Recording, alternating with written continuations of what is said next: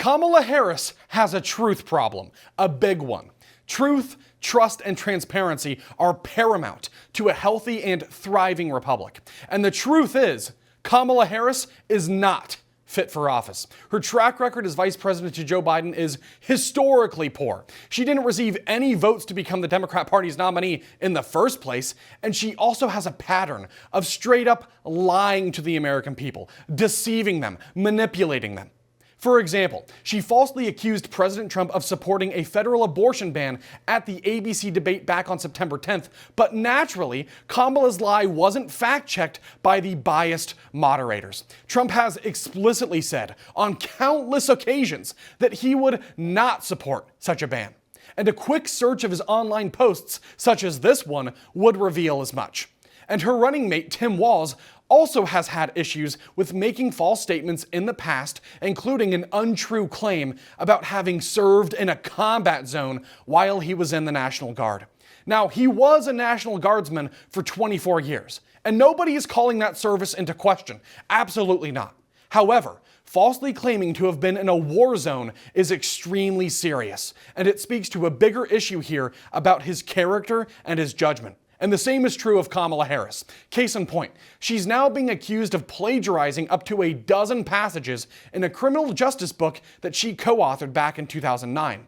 The book is called Smart on Crime, a career prosecutor's plan to make us safer. And there are several passages in which she failed to cite her sources. That's according to a brand new investigation by an Austrian plagiarism hunter named Dr. Stefan Weber.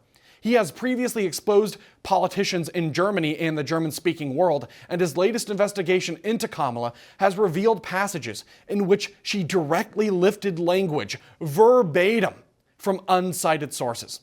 Conservative activist Christopher Rufo points out how in one passage, she actually lifted the language of a press release from John Jay College of Criminal Justice without proper in-text citation. She and her co-author did cite the press release as a source in a footnote next to the text, but they still should have provided in-text citations, as that is the common best practice.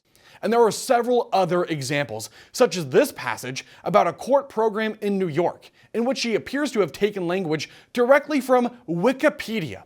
That's right, Wikipedia. A source that is known for being remarkably unreliable and rife with inaccurate information that also never gets fact-checked. Noticing a pattern here? It's just a complete mess, and the whole situation is painfully ironic as well, since her current boss, Joe Biden, who is still the sitting president, once dropped out of a presidential race himself amidst his own plagiarism scandal too. Birds of a feather, right? Birds of a feather.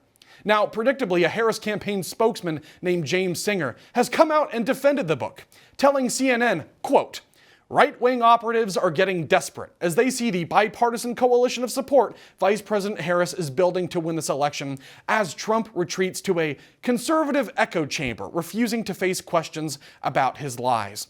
This is a book that's been out for 15 years, and the vice president clearly cited sources and statistics in footnotes and endnotes throughout.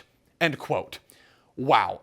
Turns out the spokespeople representing the Harris campaign are just as delusional as Harris is herself. And speaking of delusional, her campaign is proposing a ridiculous new idea in an effort to bolster support among black voters, especially men, and it's both insulting and also discriminatory.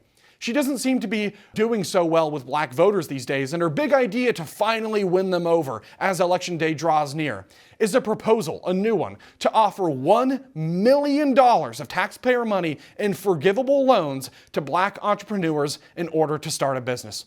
This is part of her opportunity agenda for black men, and each entrepreneur could receive individually up to $20,000 in forgivable loans, which sounds like a whole lot of communistic wealth redistribution to me. And by the way, if the loan is forgivable, then it's not really a loan. But logic aside, the loans would be financed through partnerships between community-oriented banks and the Small Business Administration, or the SBA, which is tantamount to government-sanctioned racial discrimination. I'm sorry, but isn't that just illegal and immoral? This move is clearly her attempt to bribe voters before the election. It's a Hail Mary, and the spirit of it is completely and fundamentally un-American. That's the bottom line when it comes to Kamala Harris. She doesn't have any achievements to run on. Her track record is abysmal, everybody knows it, even her dwindling number of black supporters, and we deserve a president who will work for all Americans, regardless of race, religion, color, or creed. That's it. And we shouldn't settle for anything less as the American people because we deserve at least that much.